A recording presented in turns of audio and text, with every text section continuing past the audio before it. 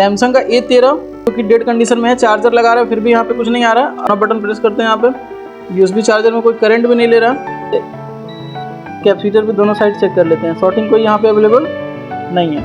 अपना नाम बता दीजिए।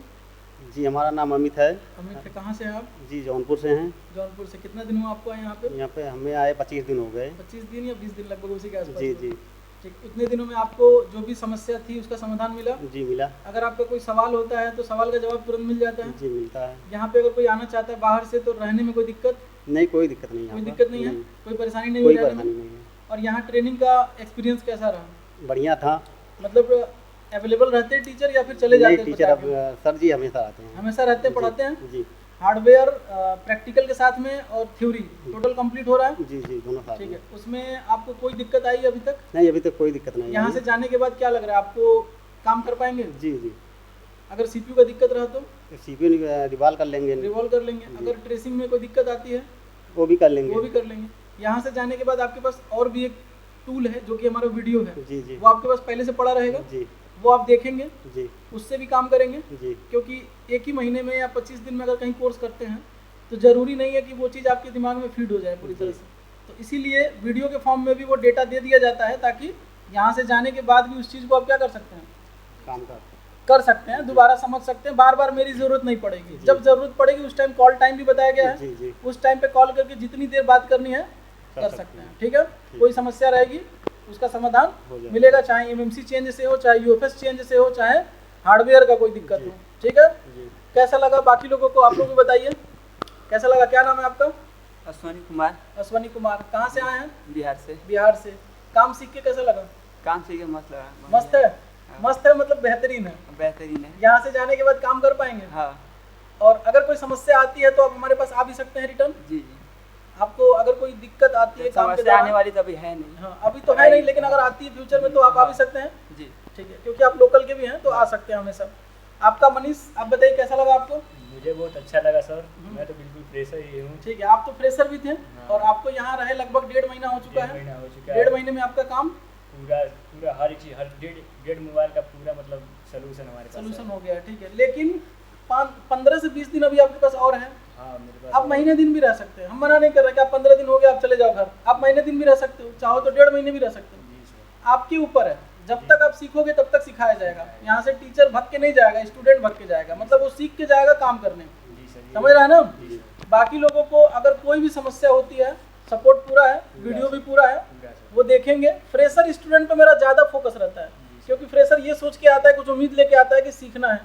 और अगर उनका वो उम्मीद पूरा ना हो, हैंड स्किल ना मिल पाए, ट्रेसिंग ना मिल पाए, बोर्नियो कैसे यूज करना है, कैसे सर्किट को ट्रेस करना है, कहाँ पे क्या प्रॉब्लम आती है, ये सारी चीज़ें याद करा देना है। लगभग ट्रेनिंग पीरियड में ही याद करा देना है, ताकि यहाँ से जाने के बाद जब काम करेंगे तो उनका एक्सपीरियंस और ज़्यादा बढ़ेगा। हो सकता है वो एक टीचर लेवल पे भी आ सकते हैं, टीचिंग लेवल पे भी वो पढ़ा भी सकते हैं मार्केट में। ठीक है, तो अच्छा लगा आप लोगों के साथ ये 2-3 महीना। आप लोग भी अपना अपना नाम बता दीजिए, कहाँ से हैं? मेरा नाम प्रशांत यादव है। मैं इधर यहीं से बगल से हूँ, लोकल का ही हूँ। लोकल के ही हैं आप। ठीक है, कैसा लगा आपको? बहुत अच्छा लगा है, बिल्कुल बेहतरीन है, एक नंबर है। आप किए क्या हैं? आपका क्वालिफिकेशन क्या है? क्वालिफिकेशन ज़्यादा कुछ नहीं, बस 12th पास है और ITI का फर्स्ट ईयर है। ITI का फर्स्ट ईयर है। हाँ। इलेक्ट्रॉनिक से है, इलेक्ट्रिकल से है? इलेक्ट्रिकल से। इलेक्ट्रिकल से। काम समझ में आ रहा है? काम पहले तो जैसे कि 10 दिन तक अभी समझ में नहीं आया था, 10 दिन के बाद लेकिन अब धीरे धीरे अब समझ में आ रहा है। प्रेशर है तो हाँ। प्रेशर को ऐसा होता है कि 10 दिन केवल हैंड स्किल में निकल जाता है।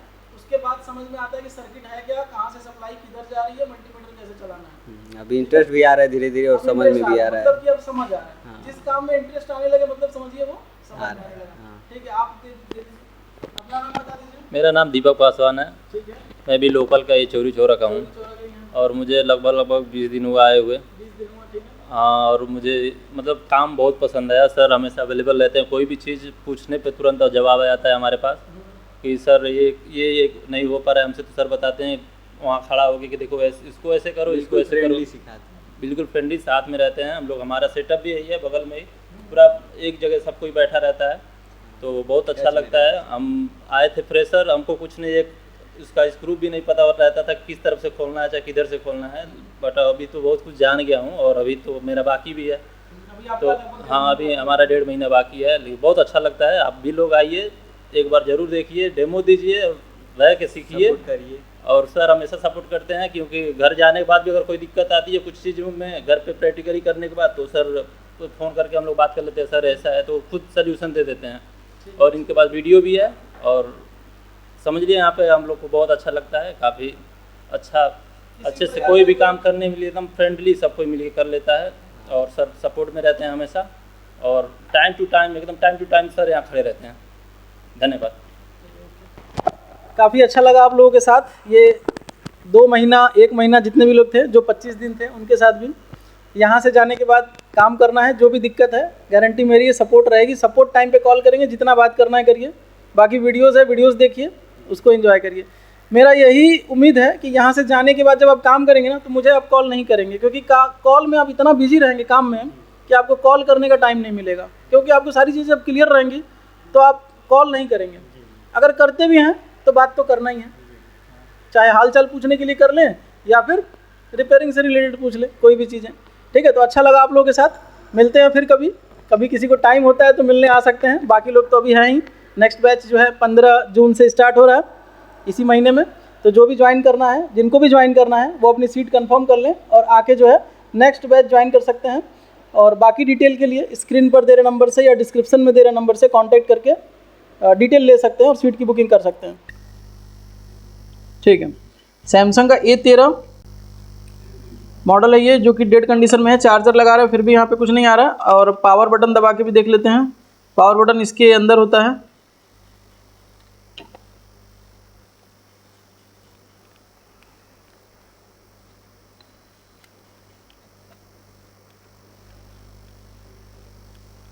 ठीक है, ये लग गया।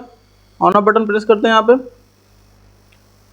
USB चार्जर में कोई करंट भी नहीं ले रहा, और ऑन ऑफ बटन दबाने पे डिस्प्ले पे कुछ नहीं आ रहा है। ठीक है, तो चलिए इसको खोलते हैं पहले।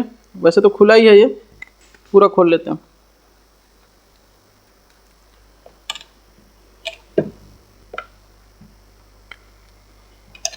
सबसे पहले हम ये देखेंगे बैटरी चार्ज है कि नहीं। बैटरी के पास कुछ हीटिंग शायद दिख रहा है, बोर्ड में हल्की हीटिंग भी दिख रही है। तो वोल्टेज रेंज पे मल्टीमीटर सेट करेंगे और वोल्टेज चेक कर लेते हैं यहाँ पे। ठीक है, वोल्टेज चेक करते हैं यहाँ पे, देखते कितना वोल्टेज है। तो बैटरी 3.8 वोल्ट चार्ज है।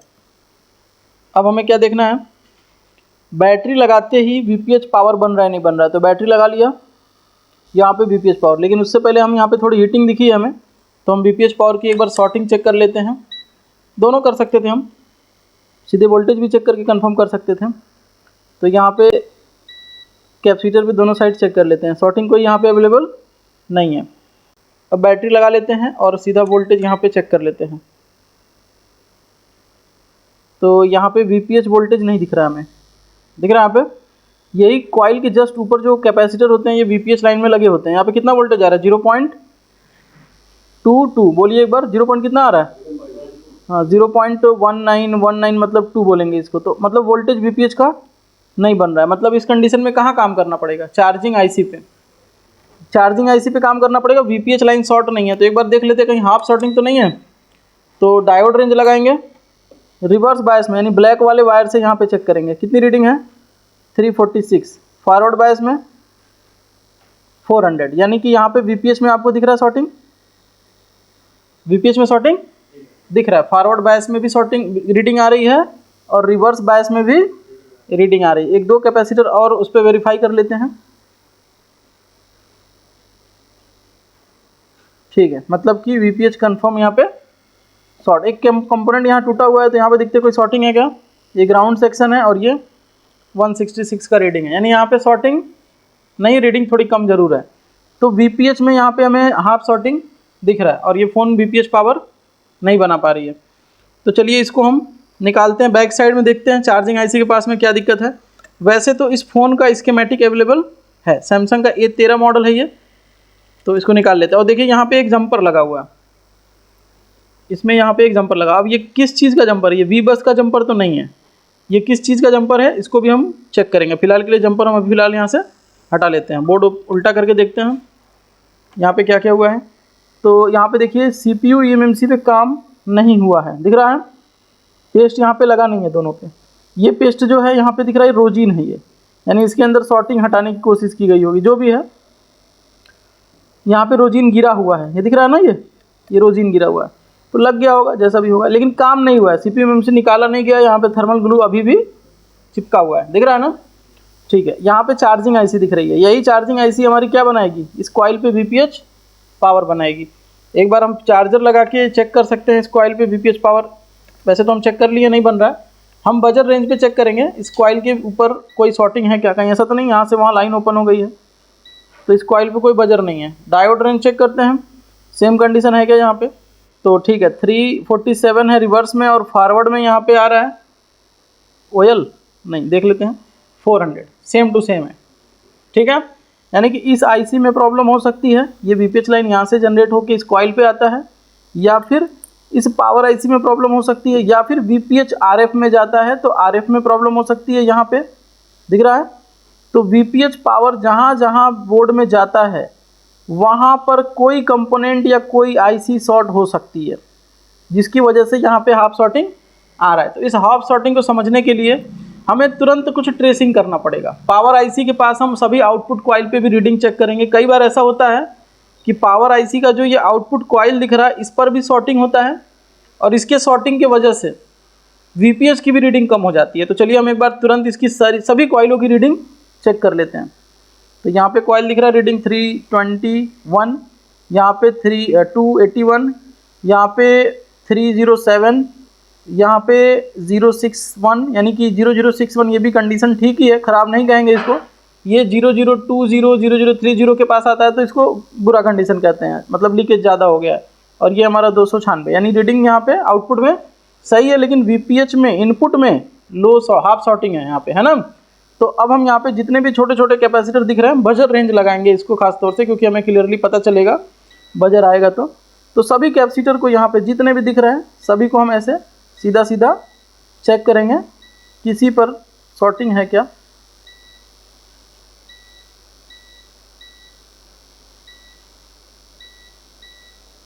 इस कंडीशन में ये चीज़ भी चेक करना ज़रूरी है।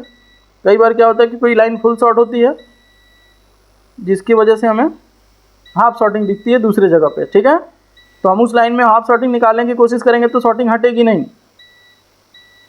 तो पहले हम वेरीफाई हो लेते हैं कि जहाँ पे शॉर्टिंग है, कहीं अगर ऐसा जगह है तो पहले हम उसको ही सही करेंगे जहाँ पे शॉर्टिंग होगा। अभी तो कोई ऐसा कैपेसिटर नहीं दिखा है पावर IC के पास जहाँ पे लाइन शॉर्ट है।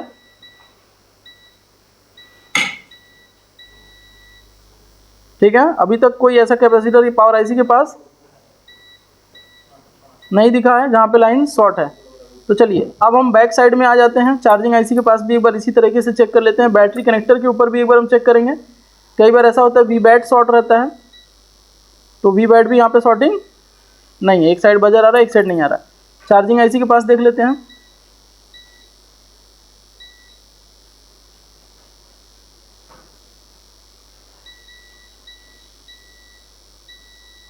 देखिए यहाँ पे मिल गया एक, यहाँ पे दिख रहा है ये ऊपर भी शॉर्टिंग नीचे भी शॉर्टिंग। इस कैपेसिटर पे दोनों साइड बजर आ रहा है, देख रहा है ना। अब ये पता करना है ये कौन सा लाइन है, इसकी वजह से VPH में प्रॉब्लम आ सकती है। अब पता करना पर ये कौन सा लाइन है। तो चलिए इसका स्कीमेटिक है, इसको स्कीमेटिक पे ओपन करते हैं।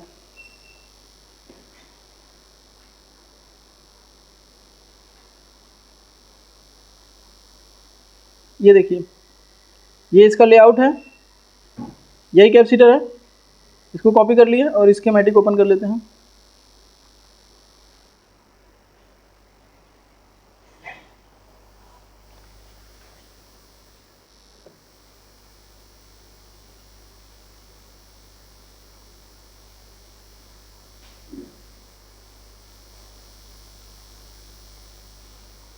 ठीक है,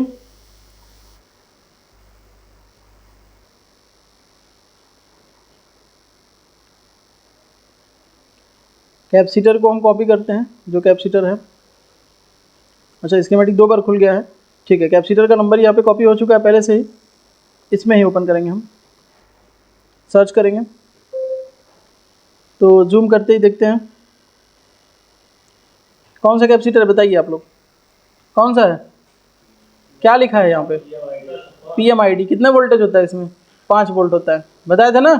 वी बस की एंट्री जब होती है तो तुरंत कौन सी वोल्टेज बनती है? PMID। उसके बाद बनेगा क्या? VPH power. तो VPH नहीं बन रहा है इसमें, PMID लाइन शॉर्ट है इसकी। तो अब या तो ये कैपेसिटर शॉर्ट है या तो IC शॉर्ट है, कंफर्म है। या तो चार्जिंग IC शॉर्ट हो गई है या तो ये कैपेसिटर शॉर्ट हो गया। क्या करें, कैपेसिटर निकालें चार्जिंग IC निकालें? दोनों में से क्या आसान रहेगा, पहले चार्जिंग IC या कैपेसिटर? पहले कैपेसिटर हम निकालेंगे, ठीक है। तो चलिए कैमरा हटा लेते हैं और इसका कैपेसिटर निकाल के चेक करते हैं। तो ये छोटा सा कैपेसिटर जो है उसको पहले हम, मतलब जो ये MID कैपेसिटर है इसको हम रिमूव कर लेते हैं। अब इसको रिमूव करने के लिए इसको क्या ऐसे खींच के निकाल सकते हैं? नहीं, साइज़ में थोड़ा बड़ा है ना ये, इसको खींच के नहीं निकाल सकते। यहाँ पे हमें पेस्ट लगा के गर्म करके ही निकालना पड़ेगा।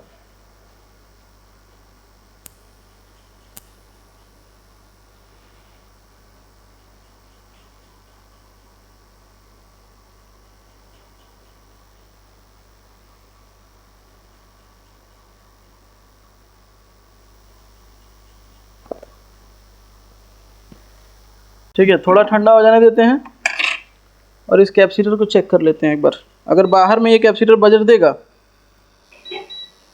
मतलब काम हो गया, और अगर बाहर में यहाँ पे बजर नहीं देगा मतलब बोर्ड में शॉर्टिंग है। समझ रहे हैं? तो क्या दिख रहा है यहाँ पे? कैपेसिटर शॉर्ट है, मतलब बोर्ड सही हो गया, बोर्ड की शॉर्टिंग हट गई होगी ना, क्योंकि शॉर्ट तो ये मिल गया। अगर ये बजर नहीं करता तो बोर्ड में शॉर्टिंग है। अभी बोर्ड थोड़ा ठंडा हो जाने देते हैं और फिर एक बार यहाँ पे हम चेक कर सकते हैं। देखिए शॉर्टिंग यहाँ पे नहीं है और ये ग्राउंड पोर्शन है। तो MID कैपेसिटर इसका क्या हो गया था? शॉर्ट हो गया था। थोड़ा ठंडा होने देते हैं फिर चेक करते हैं ऑन हो रहा है कि नहीं हो रहा है। थोड़ा ठंडा होने देते हैं फिर चेक करते हैं। और इसका VPH का फॉरवर्ड बायस का रीडिंग भी चेक कर लेते हैं। तो देखिए 2400 2700 जा चुका है, दिख रहा है ना। जो कि 400 आ रहा था वो रीडिंग OL में चला गया। मतलब कि VPH शॉर्टिंग कहाँ से हो गई थी? हाफ शॉर्टिंग MID कैप से। अब VPH पावर नहीं बन रहा था तो यहाँ पे फ़ोन एक खुद सिग्नल दे रहा था कि VPH नहीं बन रहा है, मतलब चार्जिंग IC के साइड में कुछ शॉर्टिंग होगा। अगर VPH बनता और हाफ शॉर्टिंग रहता तो ज़रूरी नहीं है चार्जिंग IC के साइड शॉर्टिंग है, पावर IC के साइड शॉर्टिंग होता। समझ रहे हैं ना? दो कंडीशन है ना यहाँ पे। अगर VPH बन के शॉर्टिंग दिखता तो प्रॉब्लम कहाँ? पावर IC की साइड हो सकता है कोई कंपोनेंट। अब इसमें एकदम 100% नहीं बोलेंगे, हो सकता है कि ऐसा भी फ़ोन मिलेगा कि चार्जिंग IC में ही प्रॉब्लम है और VPH बना भी रहा है। तो यहाँ पे चार्जिंग IC में MID शॉर्ट थी, VPH नहीं बना रहा था।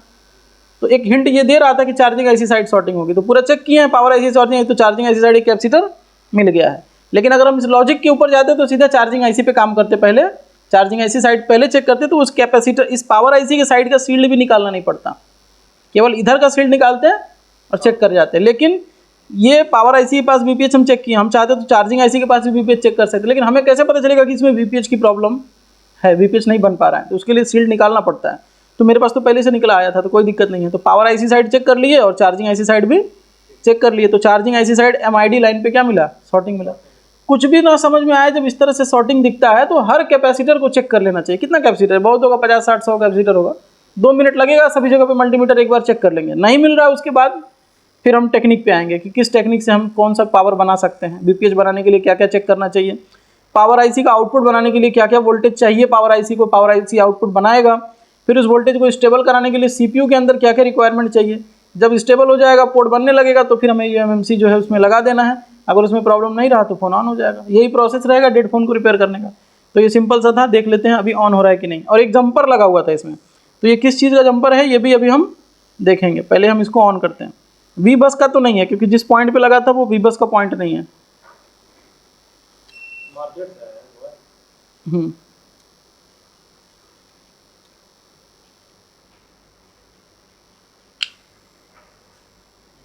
ठीक है, अब चार्जर लगा लेते हैं एक बार। बैटरी भी चार्ज ही था। देखिए डिस्प्ले आया, दिख रहा है ना यहाँ पे छोटा सा लोगो। देखते चार्जिंग हो रहा है पूरा।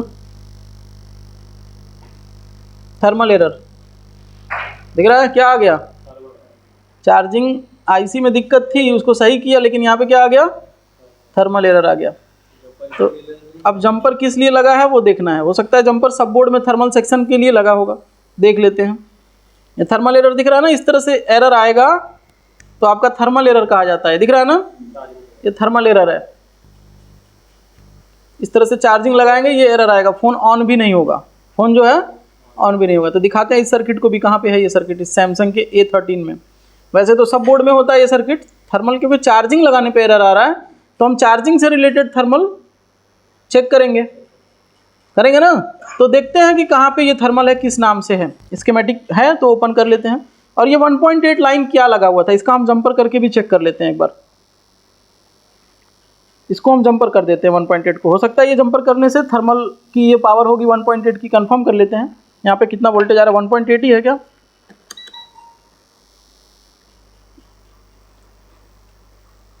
तो फ़ोन ऑफ है अभी, चार्जर लगाना पड़ेगा।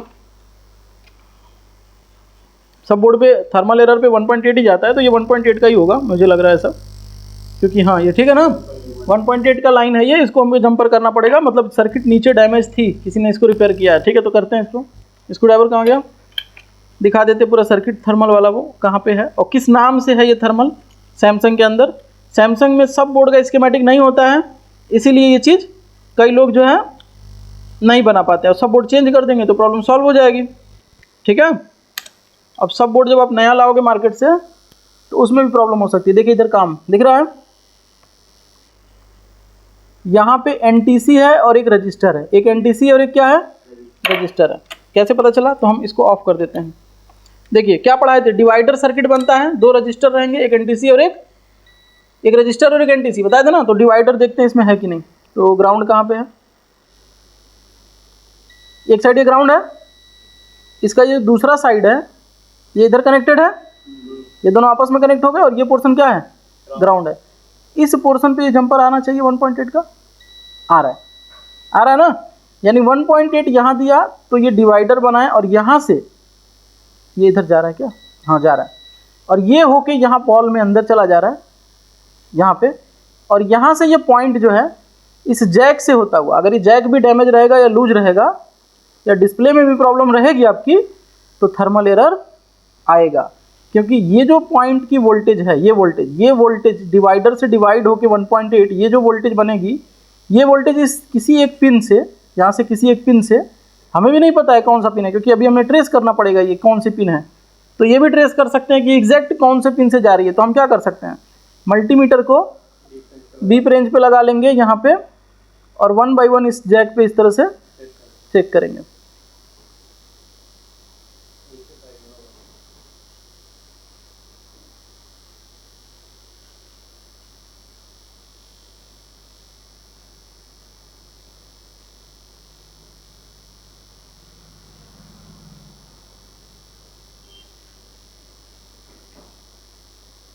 बजर पे है, ठीक है।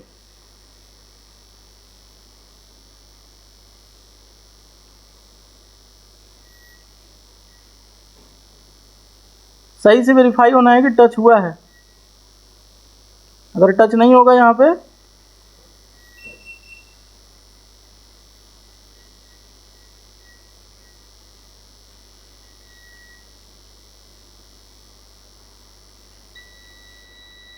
आ रहा है यहाँ पे, दिख रहा है ना, ये बॉल है जो कि यहाँ से वोल्टेज इस पे देखिए। अब इस पत्ते में जाएगा, कितने नंबर पे जाएगा, अगर यहाँ से देखें तो 1 2 3 4 5 6 7, देख लेते कौन सा है।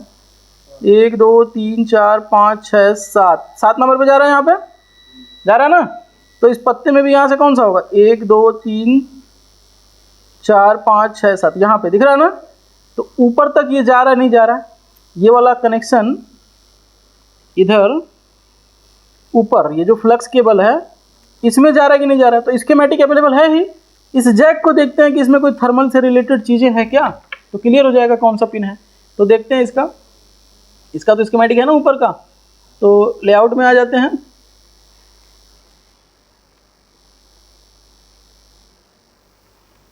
ये जैक का नंबर है और स्कीमेटिक में आ जाते हैं, इसको पेस्ट कर लेते हैं। ये जैक आ गया। अब यहाँ पे देखना हमें कि कोई थर्मल से रिलेटेड पिन दिख रहा है क्या, तो देखते हैं कोई पिन। तो 1 बाय 1 यहाँ से देखते हैं। ये हमारा LCD का कैथोड है, कैथोड 1, कैथोड 2, ये एनोड है जो कि 24 वोल्ट है, दिख रहा है। फिर LCD कनेक्टर डिटेक्ट, ये 1.8 से इसके ऊपर पुल अप है, CPU में जाएगी लाइन। फिर यहाँ पे एक लाइन और दिख रही है, VSN VSP यानी +5 वोल्ट -5 वोल्ट, LCD से रिलेटेड है। LCD touch pad reset, LCD detect, PWM, LCD का एंट्रिप टच पैड का, LCD रीसेट 1.8 और 3.0 वोल्टेज LDO कंपोनेंट के लिए, जो कि टच पावर LDO मतलब इसमें जो वोल्टेज डिस्प्ले यूज़ किया जाता है AMOLED वाली, उसके लिए पहले वोल्टेज आते हैं ये। और देखते हैं इसके अंदर कोई ऐसा जो थर्मल से रिलेटेड माइक की सप्लाई यहाँ पे दिख रही है, और यहाँ पे LCD ID दिख रही है, DPDM दिख रहा है, इधर तो नहीं दिखा कुछ। अदर साइड देखते हैं, स्पीकर दिख रहा है, स्पीकर यहाँ पे दिखा, बैट थर्मल दिख रहा है, CCID 112 के बाद बैट थर्मल कितने नंबर पे जा रहा है ये, 49 नंबर की पिन पे कनेक्टेड है। अगर हम एक साइड से काउंट करें 15 नंबर आ रहा था ना वो, तो देख लेते हैं यहाँ से 1 2 3 4 5 6 7 8, 15 नहीं आ रहा था, कितने पे आ रहा था, 7 नंबर आ रहा था, तो 7 तो नहीं दिख रहा उधर से, लेकिन पत्ते में जाके ये चेंज हुआ है लग रहा है साइड इसका।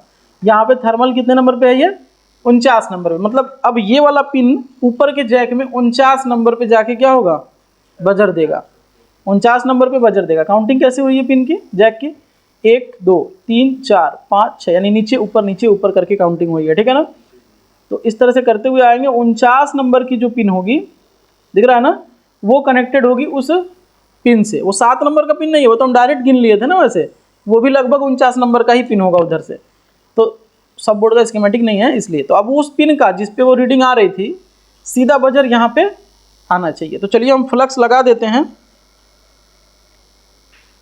फ्लक्स लगा देते हैं, और थर्मल का जो डिवाइडर है वहाँ मल्टीमीटर रखेंगे एक, और एक कहाँ रखेंगे, इस ऊपर वाले जैक में 49 नंबर पे। तो उससे हमारा ये फ्लक्स पत्ता भी चेक हो जाएगा कि फ्लक्स पत्ता में प्रॉब्लम है कि नहीं। लेकिन अभी हमें करना नहीं है, इस तरह से हम कर सकते हैं। अभी हम क्या करेंगे, इस 1.8 वोल्ट को जंपर मार के देखते हैं, नहीं सॉल्व होगा तब करेंगे, क्योंकि हमें तो पहले ही हिंट मिल गया है कि एक जंपर पहले से लगा हुआ था, इसको रिपेयर किया गया था, थर्मल एरर इसका। माइक्रोस्कोप सेट कर लेते हैं यहाँ पे सामने,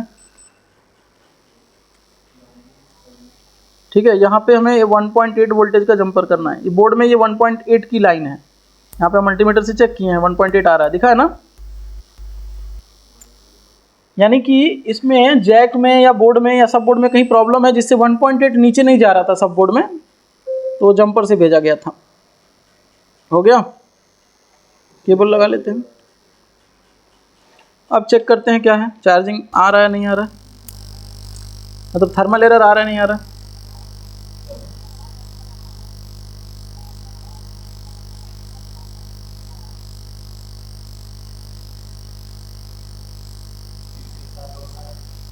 हो गया ना। तो वो थर्मल एरर उसी में आ रहा था, छोटा सा जो जंपर टूट गया था इसकी वजह से। ये समझ में आया, VPH में शॉर्टिंग दिख रहा था, प्रॉब्लम कहाँ था, MID में। तो किसी दूसरे लाइन में शॉर्टिंग की वजह से VPH लाइन शॉर्टिंग आ सकता है, ठीक है। अब मान लीजिए कि इसमें VPH बनता रहता है, तो हम आगे चेक करते 1.8 बन रहा है नहीं बन रहा है, 2 वोल्ट की हायर LDO बन रहा है नहीं बन रहा है, वोल्टेज बन कैसे रहा है, स्टेबल है, फ्लक्चुएशन है, उसके हिसाब से CPU पर काम करना है या पावर पे काम करना है वो डिसाइड करते हैं, या MMC पे काम करना है वो डिसाइड करते हैं। ये सब चीज़ पता है ना, क्लियर लिखवा चुके हैं कॉपी में, ठीक है। चलिए ठीक।